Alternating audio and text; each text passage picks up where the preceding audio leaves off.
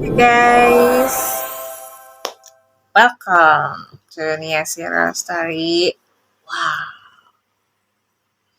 Wow, mau bawain apa nih Nia Sira? Ini bawain story ya. Ini true story, kisah nyata yang diangkat menjadi sebuah film yang luar biasa akan membuat setiap orang yang menontonnya akan kembali semangat untuk menggapai impian ya. Impian entah itu untuk membahagiakan keluarga kita atau impian untuk kita bisa sukses, kita keluar dari kesulitan, kesusahan hidup. Ini juga salah satu uh, kenapa aku mau angkat ketika aku nonton film ini guys, itu aku ngerasa ini tuh gue banget ya. Itu perjalanan ini tuh mirip gue banget yang memang berjibaku dia untuk berangkat dari kemiskinan, kesusahan hidup, ya kisah yang kok bisa mirip ya gitu. Oke, aku akan mulai. Jangan lupa untuk apa sebelumnya, untuk like, share, komen, dan subscribe channel YouTube-nya ya. Kita akan mulai ya guys. Kalian tahu judulnya apa? The Pursuit of Happiness ya. Gak ada kesuksesan yang instan guys. Tahu film The Pursuit of Happiness? Film yang menceritakan seseorang yang miskin hingga akhirnya bisa kaya raya ini merupakan kisah nyata Chris Gardner bersama anaknya yang masih kecil. Chris sempat mengalami sulitnya hidup sampai harus tidur di toilet umum. Yuk, kita simak ya ceritanya. The Pursuit of Happiness ini ya,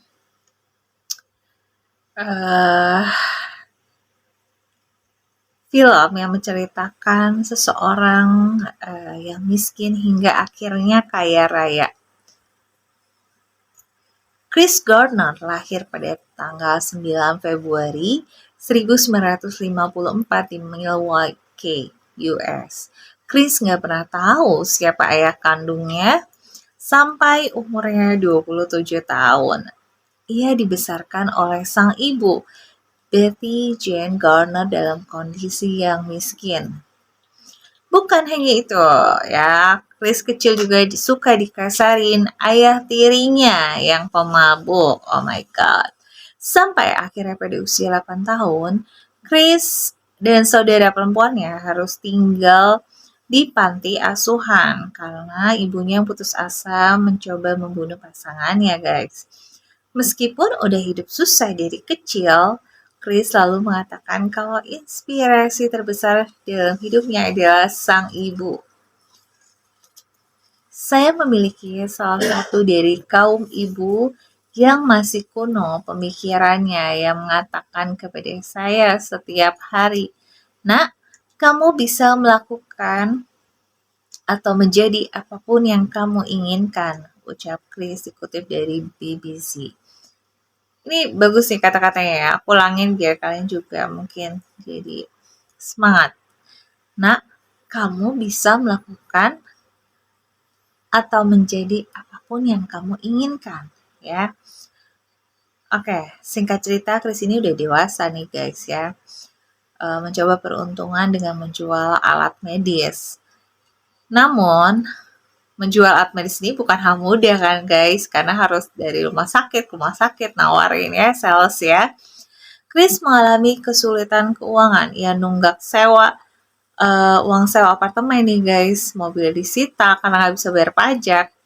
Suatu hari Chris bertemu seseorang yang mengendarai mobil Ferrari. Saat ditanya apa pekerjaan orang tersebut, ternyata ia adalah seorang pialang saham. Chris pun mencoba melamar posisi di salah satu perusahaan terkenal, Dan Waiter Reynolds G, ya, DWR ya. Namun karena pendidikan Chris yang gak terlalu tinggi, ia cuma bisa dapat posisi magang dan gak dibayar. Jadi gak digaji guys. Jadi dia magang. Di sisi lain, Chris diusir dari apartemennya karena udah kelamaan nunggak guys. Aduh kasihan ya. Ia pun harus hidup luntang-lantung bersama anaknya yang masih kecil yaitu Chris Jr. Junior ya, Chris Junior. Mulai dari tidur di toilet, di stasiun kereta, sampai harus rebutan untuk dapat di tempat penampungan gereja. Untuk makan pun Chris Junior harus mengantri dapur umum. Yang aku tonton tuh pas ketika dia eh, eh apa ya, sisi paling menyedihkan tuh ketika Chris dia udah bingung tidur di mana, dia punya anak guys. Ini mirip sama kisah aku ya, aku pun pernah punya anak dulu ya. Dan tidur di toilet, dia mengeluarkan air mata. Kenapa guys? Karena dia kakinya harus menahan pintu agar orang tidak bisa masuk ke dalam, ngerti nggak? Biar anaknya bisa tidur di pangkuan ayahnya. Luar biasa, ini sangat menyentuh ya. Ini seorang ayah, apalagi seorang ibu ya teman-teman. Luar biasa. Jadi dia sangat fokus dalam meraih biar pekerjaannya sukses gimana untuk mencukupi anaknya ya guys ya. Oke. Uh, untuk makan pun ya udah harus ngantri tadi aku bilang ya teman-teman. Selama ia magang ini guys, Chris Junior dititipkan di tempat penitipan anak. Ketika weekend, Chris harus menjual peralatan medisnya untuk menyambung hidup guys. Di tengah kondisi yang kesusahan, teman-teman ya, Chris tidak berhenti berusaha. Ia tetap bekerja dengan tekun. Segala usaha Chris pun terbayarkan guys. Dari 20 anak magang di DWR ini, Chris salah satu orang yang beruntung. Jadi dari 20 ini cuma satu orang yang diterima guys. Ia diterima sebagai karyawan di sana. Ya akhirnya Chris dapat gaji teman. Hingga ya di tahun 87 ia membuka perusahaan investasi sendiri yang ia beri nama Garner Ridge. Kisah hidup Chris yang sangat inspiratif ini teman-teman diangkat menjadi sebuah film berjudul The Pursuit of Happiness yang dibintangi oleh siapa? Will Smith. Wah keren ya. Dari film ini kita bisa belajar teman-teman. Kalau nggak ada kesuksesan itu nggak instan ya. Semuanya butuh proses ya yang disertai dengan kerja keras. Dikutip dari BBC tahun 2016, kekayaan Chris bernilai sekitar 60 juta atau lebih dari 800 miliar. Di usia senjanya, Chris sekarang aktif menjadi penulis dan motivator. Ia menghabiskan waktu selama 200 hari dalam setahun untuk berkeliling dunia dan berceramah di depan hadirin di lebih dari 50 negara. Oke, maaf ya, karena aku mulai midnight, sorry banget. Oke. Jadi Chris ini seorang gelandangan yang menjadi milioner guys ya. Oke, ketika Chris Garner dan putranya masih tidur di toilet kasar sebuah toilet umum, ia tidak pernah bermimpi bahwa kisah hidupnya diangkat menjadi sebuah film terkenal Hollywood. Awal tahun 1980-an ya, Gardner yang saat itu berusia 27 tahun beserta anak yang masih bayi menjadi gelandangan selama setahun di San Francisco. Saat terdaftar sebagai karyawan magang bergaji rendah di sebuah perusahaan pialang saham unggal dan sudah berpisah dengan pasangannya, tidak cukup untuk membayar jaminan sewa apartemen. Jadi si istrinya aja ninggalin dia guys, dia nggak peduli. Istrinya itu lebih mementingkan dirinya sendiri. Jadi dia meninggalkan suami dan anaknya ya guys ya. Di saat suami butuh dia malah ninggalin. That's a bad wife ya guys ya. Oke, jadi Garner dan anaknya Chris Junior tidur dan berpindah tempat dimanapun yang mungkin. Selain di toilet sebagai stasiun kereta api, mereka tidur di taman guys ya. Masya Allah, di sebuah penampungan di gereja atau di kolong meja di tempat kerja setelah rekan-rekannya kerja pulang. Kolong meja ini mirip banget. Aku pernah waktu kerja aku taruh anakku di bawah meja guys. Beneran. Ini hampir ada mirip sama aku guys. Oke. Mereka makan di dapur umum dengan uang seadanya. Ia membawa putranya ke tempat penitipan anak jadi ia bisa leluasa kerja. Meski diterpa kesulitan, Garner mengalami kemajuan pesat dalam pekerjaannya, guys. Usai masa magangnya, perusahaan DWR mengangkatnya sebagai karyawan tetap. Gardner akhirnya mampu punya rumah untuknya dan anaknya. Karirnya kemudian melesat dengan cepat, ya, dan pada tahun 87 ia membuka perusahaan investasi sendiri bernama Gardner Ridge. Kini di usia yang 62 tahun, kekayaan Garner kalian tahu berapa? 60 juta US dollar, ya, atau lebih dari 800 miliar. Wow, keren. Dan ia sudah keliling dunia sebagai seorang motivator dan mensponsori sejumlah badan amal untuk para tunawisma dan organisasi-organisasi yang menentang kekerasan terhadap perempuan. Kenyataan bahwa Garner pernah melewati masa-masa kanak yang penuh kesulitan, malah sempat masuk bui sebelum magang. Jadi dia sebelum magang itu masuk penjara dulu, guys. Karena masalah ditilang itu, ya. Kesalahan judul ini, ya, yang happiness itu diganti ya, itu memang nggak disengaja, guys, ya. Oke. Ini berhasil dinominasikan untuk aktor terbaik Oscar untuk perannya sebagai Gardner. Saya melewati penderitaan sebagai seorang anak. Saya tidak ingin anak-anak saya mengalaminya. That's right, guys. Ya, yeah. Ini kadang, ya, ini gue banget. Saya membuat keputusan saat saya berusia 5 tahun, hingga anak saya akan tahu siapa yang mereka, ya. Jadi kalau kita mengalami masa anak-anak kecil, ketika aku mengalami masa anak-anak yang tidak kurang menyenangkan, ya, sampai sekarang aku mengalami sesuatu yang kurang menyenangkan. Ada dua pilihan, guys, antara kita sebagai orang tua, baik itu ayah atau ibu, ya. Kita akan melakukan hal yang kita alami, kita lampiaskan kepada anak kita, atau kedua adalah kita tidak akan pernah memperlakukan anak kita seperti apa yang kita rasain. Cukup aku aja, misalnya gitu, guys. Anakku harus bahagia, anakku tidak boleh mengalami perundungan, ya, mentalnya jadi gitu, guys. Sebaiknya pilihan nomor 2 kalian, ya, karena banyak sekali aku lihat orang yang melampiaskan masa lalunya, nggak move on gitu, ya, kepada anak sendiri, dan itu nggak boleh, ya, teman-teman, ya. Justru anak kita harus jaga, biarin kita mau seperti apa keadaan kita, cukup kita yang rasain anak kita happy aja. Oke. Ibunya ini inspiratif banget, guys, ya. Tapi ayah tirinya ini yang suka mabuk-mabukan, suka kasar. Oke.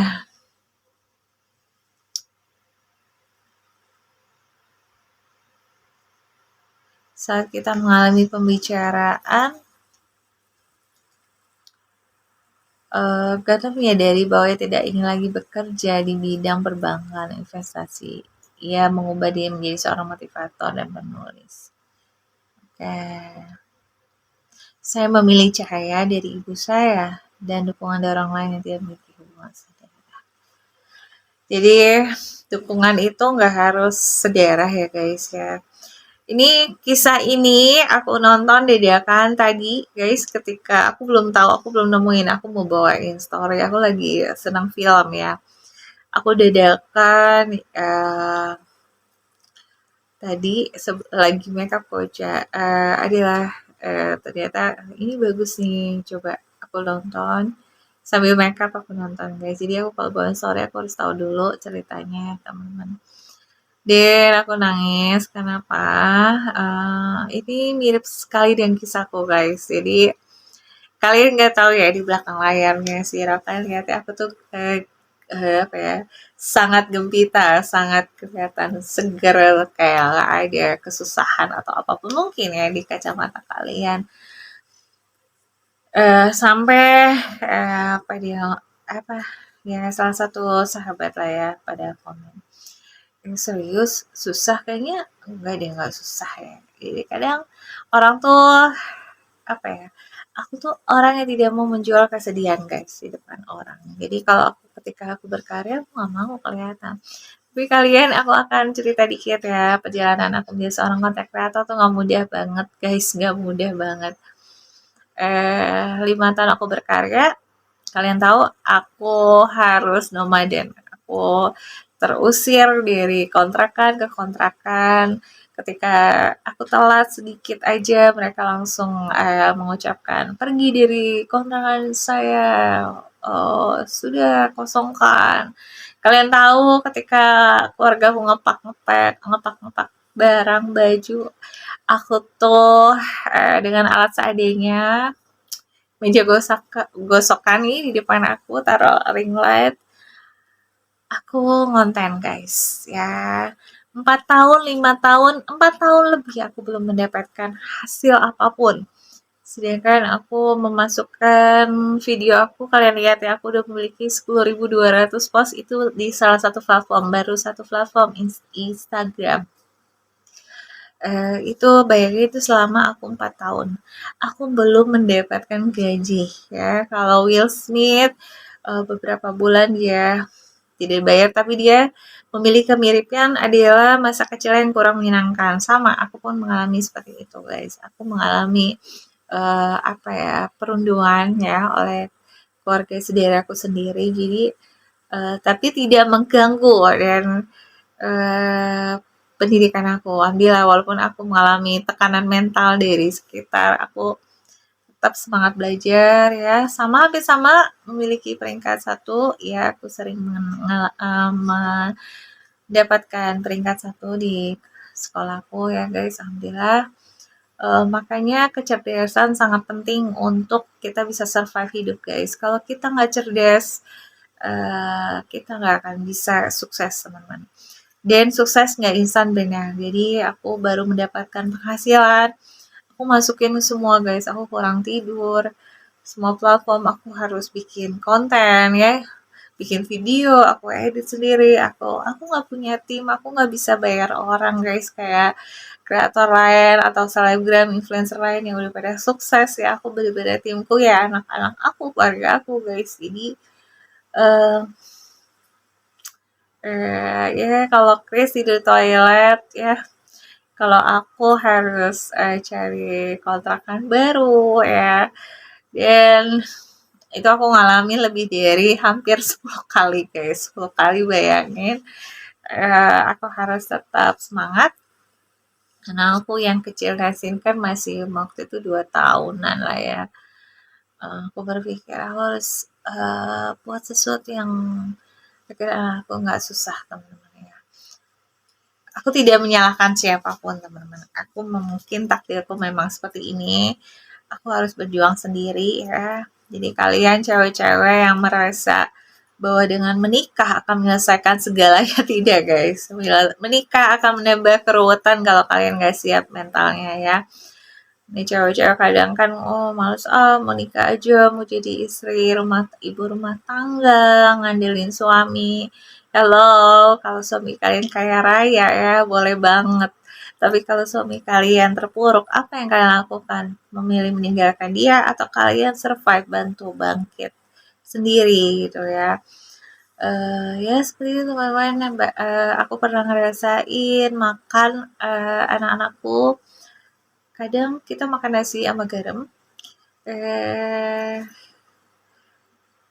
terus kadang kita lihat orang jajan, kita cuma ngeliat aja, nonton, dan itu pukulan aku guys. Aku boleh lapar, anakku nggak boleh teman-teman ya. Makanya buat perempuan-perempuan, please kalian harus menjadi wanita mandiri. Mandiri dalam arti, oke, lu sekolah, kerja. Aku lihat tuh cewek-cewek tuh kadang mengandalkan sosok pria bahwa dengan menikah itu akan menyelesaikan. Tidak guys, tergantung dari karakter si pria. Kalau prianya udah siap secara materi, oke. Kalau kalian dapetin cowok yang memang eh, dia tidak bisa berdiri sendiri gitu guys ya, bagaimana dia bisa support kalian gitu. Nah kalian harus siap kalau misalnya kalian mencintai pria itu, kan harus berpikir apa yang gue lakukan biar gue support pasangan gue, tapi sampai seberapa lama kan bisa kuat, itu pertanyaannya guys. Ya, istri Will Smith aja gak kuat ya ninggalin suaminya teman-teman ya. Itulah perjalanan hidup teman-teman. Jadi kadang dan satu kita jangan pernah, aku males ya cita-cita aku ini gitu. Kalian mau jual kesedihan, gak akan ada orang nolong guys, sumpah, gak akan ada. Jadi kalian harus berpikir keras, apa ya yang gue mau lakuin, apa ya yang bisa gue lakuin gitu, ya. Karena hidup tuh berlanjut ya teman-teman.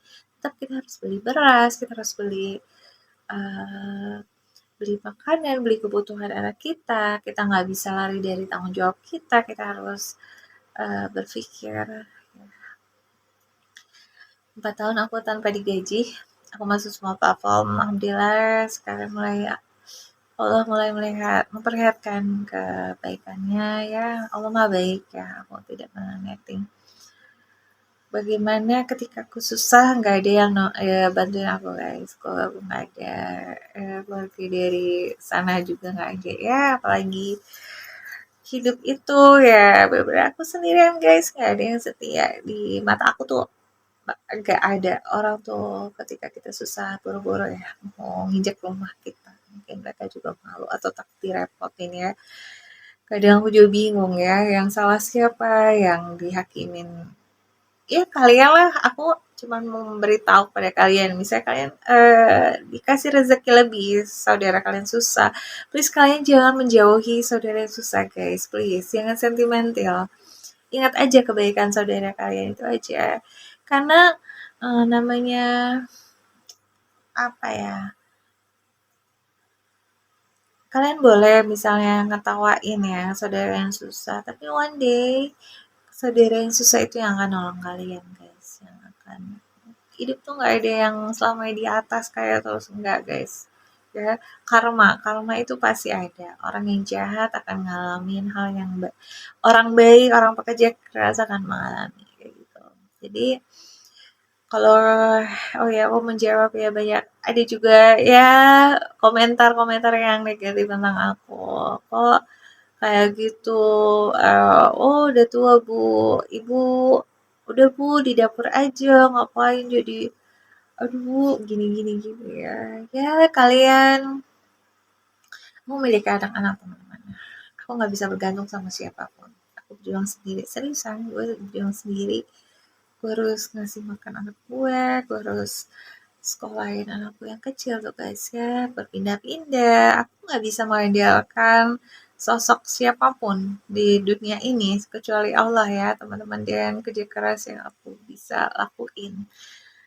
Jadi di balik penampilanku ya kepedihanku sangat dalam teman. Jadi ya nggak bisa deh aku kalau cerita panjang ya teman perjalanan aku. Kalau dibikin novel nanti lah aku bikin novel khususnya sih kalau perjalanan hidupku ya teman-teman. Bagaimana aku tidak pernah mendapatkan kenyamanan di dalam keluarga besar. Nggak tahu ya, gue ngerasa keluarga besar tuh apa ya? Eh, Mungkin bagi orang yang harmonis oke ya, bagi gue bangke beneran sumpah gue benci banget. Karena ya mereka bertopeng sangat-sangat aduh. Beneran aku sukses ya, doain aku sukses teman-teman. Aku tidak mau menjadi bangke, aku menjadi seorang yang bisa menjadi sosok yang baik untuk siapapun guys. Aku nggak mau menghina siapapun ya. Eh, karena kita manusia ya, punya hati, punya punya perasaan. Seperti itu, aku harus lanjut lagi photoshoot dan live streaming. Terima kasih, nanti aku bawakan lagi film apa lagi ya yang bermanfaat. Oke, kalian yang di posisi jatuh kayak aku ya, udah mendapat penghasilan, alhamdulillah aku bersyukur banget. Mulai fokus menata hidupku, mulai nabung-nabung ya biar aku bisa beli rumah anak-anakku. Doain ya guys, aku masih nomaden, masih tinggal ya numpang lah di rumah ibuku ya guys. Ya sudah seperti itu, terima kasih banyak, doakan aku sehat terus. Buat para fans aku terima kasih, untuk, yang mencibir terima kasih juga ya, alhamdulillah. Oke, saya pamit. Wassalamualaikum warahmatullahi wabarakatuh. See you, bye.